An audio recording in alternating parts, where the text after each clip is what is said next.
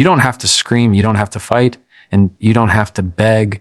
The moment you stop trying to convince someone who will never see you is the moment everything shifts. Narcissists thrive on your reaction, on your need for their approval, on your hope that maybe this time they'll finally change. But when you pull that power back, quietly, calmly, and without a scene, they lose the very thing they've been feeding on all along. It's not about punishing them. It's about protecting you. And that's the part they can't control, no matter how hard they try. Most people don't talk about how exhausting it is to love someone who makes everything about themselves. You carry that weight in silence, second guessing your own feelings, wondering if you're the problem, wondering if maybe you just need to try harder. It's a quiet kind of pain, because on the outside, everything can look fine, but inside you feel small, dismissed, and invisible. That's the hardest part. Questioning your own reality while trying to hold a relationship together that's already slipping through your hands. I want you to hear this clearly. You're not crazy, you're not weak, and you're not imagining it. There's a reason it feels the way it does. And when you finally see it for what it is, when you take back the one thing they can't stand to lose, everything changes. One of the most draining habits we fall into in difficult relationships is the need to explain ourselves over and over again. You find yourself repeating the same point in 10 different ways, hoping that if you just phrase it right, they'll finally get it. But underneath that is something deeper. It's the quiet hope that if they understand you, they'll finally respect you. And that's the trap. Because with certain people, especially those who are invested in keeping control, understanding was never the problem. They hear you. They just choose not to honor it. And the more you explain, the more they use your words against you. They twist them, minimize them, or throw them back in your face. What started as your attempt to build connection turns into another way for them to tear you down. That's why freedom comes the moment you stop explaining yourself. It's not about shutting down. It's not about stonewalling or refusing to communicate. It's about realizing that your boundaries don't require a debate. A healthy boundary is not an invitation for someone else to approve. It's a quiet statement of what you will and won't allow. And the less you defend it, the stronger it actually stands. Because the truth is, every time you over-explain, you hand them the playbook to your insecurities. You're telling them where you doubt yourself, and if they're bent on control, that's exactly where they'll push. Think about how many times you've walked away from a conversation completely exhausted, not because you weren't clear, but because you kept giving them another chance to change their mind. You hoped if you just stayed calm, stayed patient, gave enough reasoning, they'd finally treat you with respect. But respect isn't earned by arguments, it's revealed by actions. And when their actions show you they don't respect your boundary, your explanation won't change that. Your silence, your consistency, your refusal to defend what doesn't need defending, that's what changes everything. There's a piece that comes with this shift. At first, it feels uncomfortable, even scary. You're so used to explaining yourself that not doing it feels rude or cold. But in reality, it's the most honest thing you can do.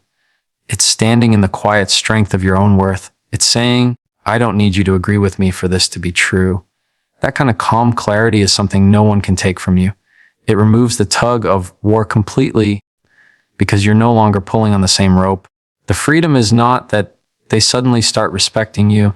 It's that you stop needing their permission to live in alignment with your values.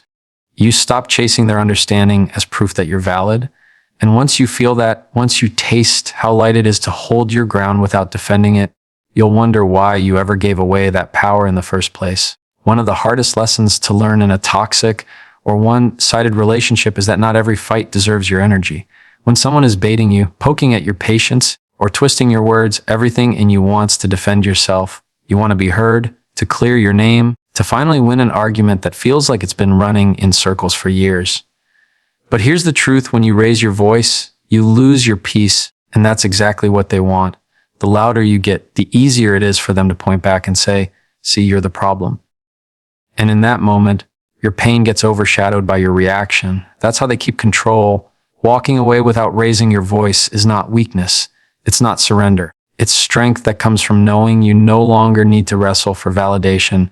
It's the quiet decision to protect your dignity instead of trading it for another argument that only leaves you drained. And the moment you start practicing this, you notice something powerful. The less you engage in chaos, the less chaos owns you. Because the truth is, you don't owe anyone a performance to prove your worth. Your calm refusal to step into the fight says more about your self-respect than 1,000 raised voices ever could. This doesn't mean you don't feel the anger. It doesn't mean you're numb. It means you're learning to channel that energy in a way that builds you instead of burns you out. There's nothing wrong with saying, I'm not going to keep having this conversation, and removing yourself. There's nothing wrong with choosing silence over shouting. In fact, that's the kind of boundary that teaches people how to treat you. You're showing them without fanfare or a lecture that you will not be dragged into battles that only exist to wear you down. Think about how many times you've walked away from a fight and felt empty, even if you won. The insults, the raised voices, the circular arguments, they don't heal anything. They just leave scars. But when you walk away with composure, you take your power with you. You decide the fight doesn't get the best of you anymore. And that choice, while quiet, is monumental. Because people who thrive on control and conflict don't know what to do when you don't play their game. They lose their grip the second you stop tugging on the rope.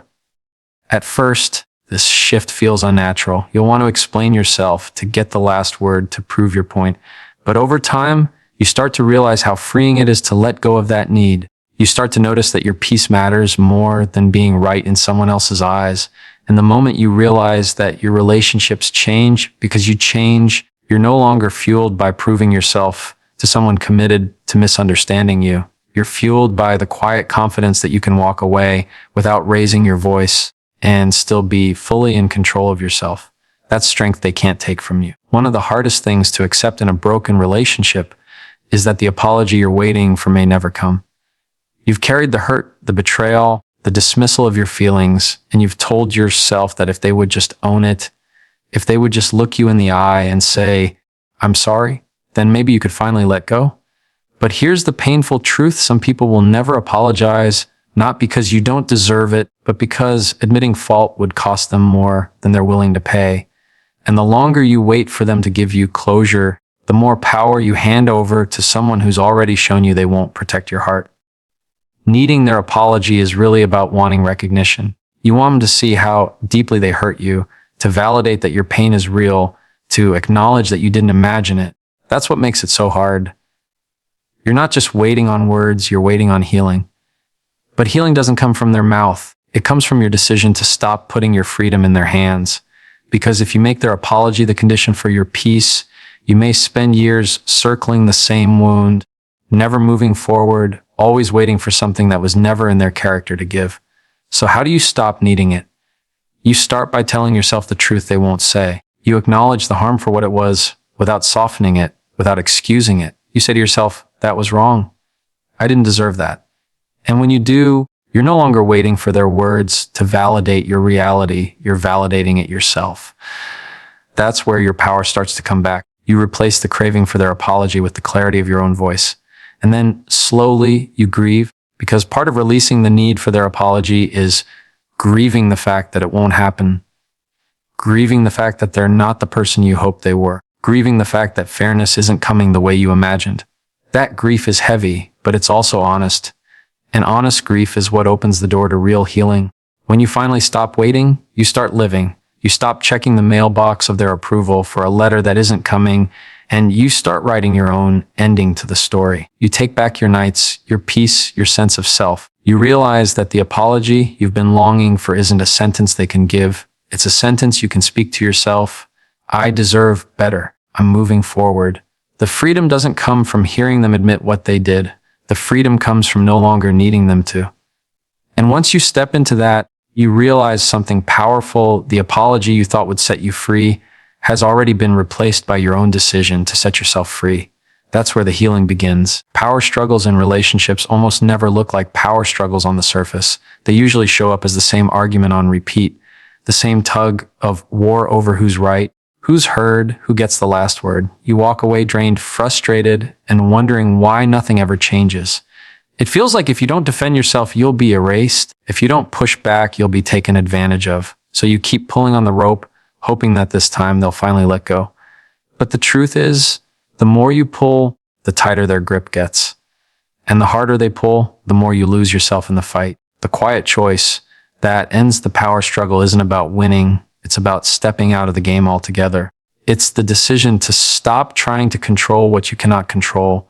You can't make someone hear you who doesn't want to listen. You can't force someone to care about the truth if protecting their ego matters more to them. And The moment you realize that, the rope you've been holding suddenly feels optional. You don't have to keep tugging. You don't have to keep probing. You can simply let go. Letting go doesn't mean you're giving in. It means you're protecting your peace. It means you're choosing to stand in your own clarity instead of wasting yourself in a battle that has no end. Because the fight was never really about who's right. It was about control. And when you step out of the struggle, you take back the very thing they were trying to hold over you. You take back your calm. You take back your dignity. You take back your ability to live in alignment with your values, not their demands. Think about how many times you've stayed up late after an argument, replaying what you should have said, wishing you had gotten the last word. That mental tug of war keeps you tied to the struggle long after the words are over. But when you make the quiet choice to let go, that cycle breaks. You no longer have to script the perfect comeback in your head because you've stopped giving them that kind of power over you. You realize that their refusal to hear you is not a reflection of your worth. It's a reflection of their limits. At first, letting go feels unnatural, even wrong. You've been conditioned to believe that silence means defeat. But in reality, silence can be the loudest answer you ever give. Walking away, disengaging, refusing to get pulled into another endless round, that's not weakness. That's strength. It's choosing to value your peace over their chaos. And over time, you begin to notice how freeing it is to stop needing the win. You notice how much lighter life feels when you no longer measure your value by whether they finally understood. The quiet choice that ends the power struggle is simple, but it's not easy. It takes courage to let go of the rope. But once you do, you see clearly the fight was never worth the energy you gave it, and your peace was always worth protecting. Control in relationships rarely shows up as someone saying, "I want to control you." It's much quieter than that. It's the constant criticism that makes you second guess yourself. It's the way your words get twisted until you feel like you're always the one at fault. It's the little jabs, the dismissive tone, the way your feelings get brushed off like they don't matter. Over time, you start defending yourself more, explaining yourself more, raising your voice just to be heard. And without realizing it, you get pulled into their cycle. The more they push, the louder you get, and the more they point to your reaction as proof that they're the one in control. The shift happens when you stop feeding that cycle. Silence doesn't mean you're defeated. It means you're choosing not to hand them the very reaction they need to keep control. When you stop defending what doesn't need defending, when you stop explaining yourself to someone who has no intention of listening, your silence becomes louder than any argument you could make. It says, without words, I will not play this game with you anymore. And that unnerves them because control only works if you participate. Silence is not the same as shutting down. It's not about holding everything in or avoiding hard conversations. It's about clarity. It's about knowing when your words will fall on deaf ears and choosing to protect your energy instead. It's about realizing that your peace is more valuable than winning another round of an endless argument. That kind of silence isn't cold. It's calm. It's the strength of someone who knows they don't need to prove their worth to be worthy. Think about the times you've walked away from an argument feeling defeated, even though you poured out everything you had. You explained, you defended, you fought hard to be understood, and yet nothing changed. That's because control doesn't yield to logic. It thrives on reaction. But when you meet that control with calm silence, you break the pattern. You refuse to give them the fuel they've been using against you. And suddenly, the dynamic shifts. They don't have the same grip on you because you're no longer giving them the rope to pull. At first, this silence feels uncomfortable. You'll want to explain yourself one more time to prove your side, to make them see. But the real strength comes in choosing not to. Over time, you'll notice the freedom that comes with it. You'll feel lighter, clearer, more grounded, because your silence isn't empty. It's full of power. It's full of the truth that you already know who you are, and you don't need their approval to confirm it. That's why your silence speaks louder than their control. It's the quiet declaration that you see the game for what it is, and you refuse to keep playing. And in that calm refusal, you take back the one thing they can't stand to lose, you. One of the most painful parts of being in a toxic or unbalanced relationship is the way you start questioning your own reality. It doesn't happen all at once. It happens little by little. A dismissive comment here, a twisted story there, moments where you know what you saw, what you felt, what you heard, but they tell you it didn't happen that way. And instead of trusting yourself, you begin to wonder if maybe they're right. Maybe you're too sensitive. Maybe you're remembering wrong. Maybe it really is your fault. Over time, that doubt settles in like a fog. You stop recognizing your own voice, and you start depending on theirs to tell you what's real. The shift begins the moment you decide to trust your own reality again. That means listening to the part of you that knows when something doesn't feel right, even if they're insisting it's fine.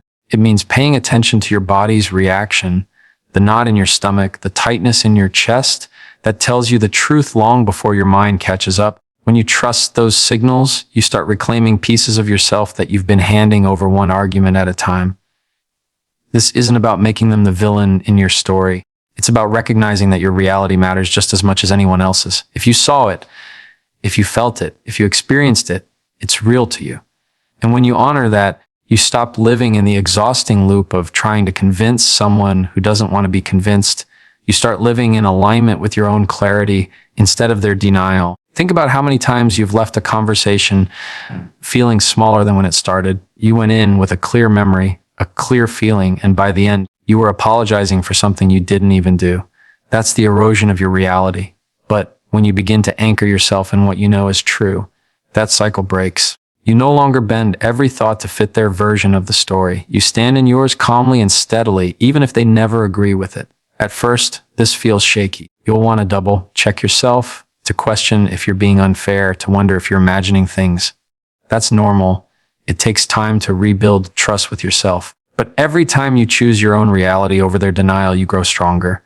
You begin to notice that the fog starts lifting. You start feeling grounded again, clear again, steady again. The shift that happens when you trust your own reality is quiet but powerful. You stop looking to them for confirmation that your feelings are valid. You stop needing their agreement to know what you lived through. And the moment that clicks, everything changes.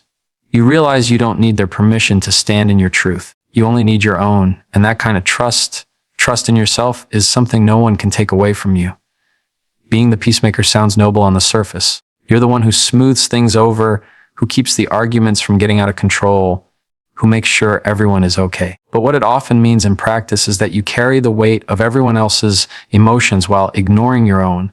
You bite your tongue to avoid conflict. You apologize just to end the tension, even when you've done nothing wrong. You step in to calm the storm, but the storm inside of you keeps growing. And over time, being the constant peacemaker doesn't bring peace at all. It just leaves you invisible and exhausted. The cycle is hard to break because it's built on fear. Fear of rejection, fear of anger, fear of being seen as difficult. Somewhere along the way, you learned that harmony at any cost was safer than speaking up. So you became the fixer, the pleaser, the one who bends so that others don't have to. But here's the problem. Every time you bend past your breaking point, you teach people that your needs don't matter. And if you're always the one carrying the peace, the relationship isn't balanced. It's just quiet. The shift comes when you realize that real peace doesn't require you to disappear. Real peace is built on honesty, on mutual respect, on two people carrying the weight together. Breaking the cycle of always being the peacemaker means letting go of the belief that it's your job to keep everyone else comfortable. It means learning to tolerate someone else's discomfort without rushing in to fix it. It means saying, no, that's not okay with me, and allowing the air to be heavy for a while. Because if your peace only exists when you silence yourself, it's not peace, it's suppression. Think about the times you've walked away from a conversation, replaying it in your head, frustrated because you never actually said what you felt. You kept the surface calm, but underneath you were boiling. That's the cost of carrying peace alone. But when you begin to step back from that role, something powerful happens. You stop absorbing everyone else's emotions as if they're your responsibility. You start letting people sit with their own reactions, their own discomfort.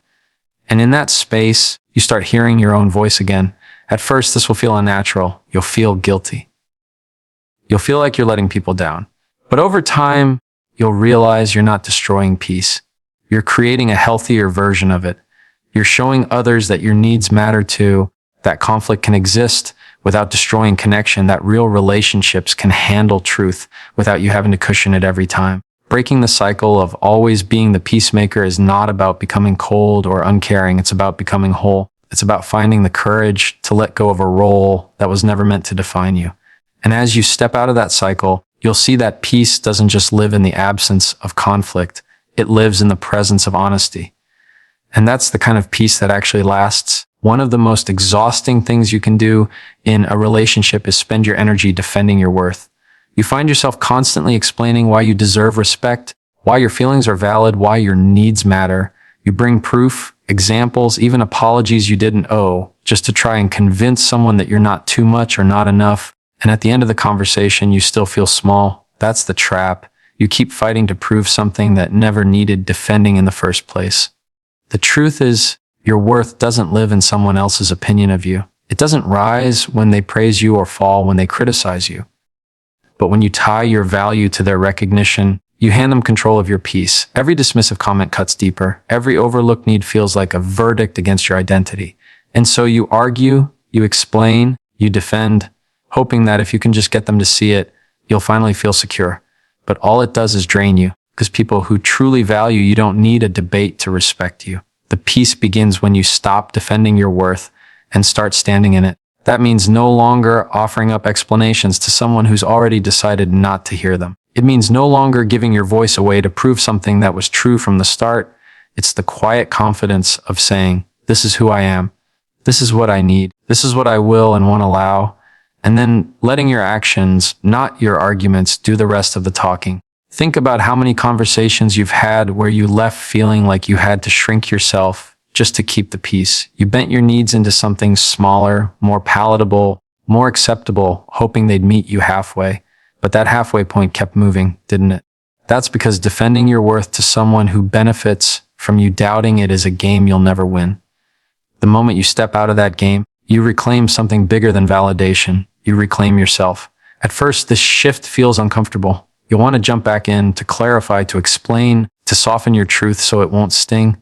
But the more you practice standing without defending, the more natural it becomes. You'll notice the conversations that used to drain you no longer pull you under. You'll notice how freeing it is to walk away without guilt, knowing your worth isn't up for negotiation. The peace you find here is different. It's not the fragile calm that comes when they finally agree with you. It's the steady calm that comes from knowing you never needed their agreement to begin with. It's the kind of peace that can't be taken away because it's not built on their approval. It's built on your own acceptance. And when you stop defending your worth, you finally create the space to live in it. Arguments in difficult relationships often feel like quicksand. The more you struggle, the deeper you sink. You start with the best intentions, trying to explain how you feel, hoping that if you just say it the right way, they'll finally understand. But instead of clarity, you get defensiveness. Instead of resolution, you get another round of blame. And before you know it, you're trapped in the same exhausting cycle, going in circles with no way out. What makes it worse is the silence afterward, the heaviness in the air, the distance between you, the sense that nothing really changed. It's draining, and it leaves you wondering why you keep trying so hard when nothing ever sticks. That's where boundaries come in. Choosing boundaries over endless arguments doesn't mean you stop communicating. It means you stop fighting battles that don't lead anywhere. A boundary is simply saying, here's what I will and won't allow, and then standing on it. No shouting, no convincing, no defending, just clarity. The power of a boundary is that it takes the focus off of what they will or won't do, and it places the focus back on what you will or won't accept. That shift changes everything. Arguments are about control, who's right, who's wrong, who gets the last word. Boundaries are about respect. Respect for yourself, for your time, for your peace. When you choose a boundary, you're saying, I'm not going to keep pushing you to change, but I am going to change the way I show up here. And that's what people who thrive on endless arguments don't expect. They expect your words. They expect your defenses. They expect your energy. What they don't know how to handle is your calm clarity when you step out of the fight altogether. Think about it like this. Every argument you've been pulled into is a tug of war. They pull, you pull, and neither of you ever lets go. A boundary is the moment you decide to drop the rope. You don't need to yank harder. You don't need to prove yourself. You simply put the rope down and walk away with your peace intact. That doesn't mean they'll like it. In fact, it usually makes them uncomfortable because it's the first time they can't drag you into their chaos. But the discomfort passes, and what's left is your strength. At first, boundaries feel unnatural, even harsh. You might feel guilty for not explaining yourself, for not trying harder to keep the peace. But guilt is just the echo of an old pattern. It doesn't mean you're wrong. Over time, you'll notice that boundaries give you something arguments never could: consistency. Arguments leave you spinning, drained, and doubting yourself. Boundaries leave you steady. They remind you that your value isn't up for debate. The peace that comes from boundaries is quieter than the storm of arguments, but it's also stronger. It doesn't depend on them agreeing with you or suddenly changing. It depends on you choosing to protect your own clarity. And when you choose boundaries over endless arguments, you finally step out of the cycle and into a place where your peace has the final word.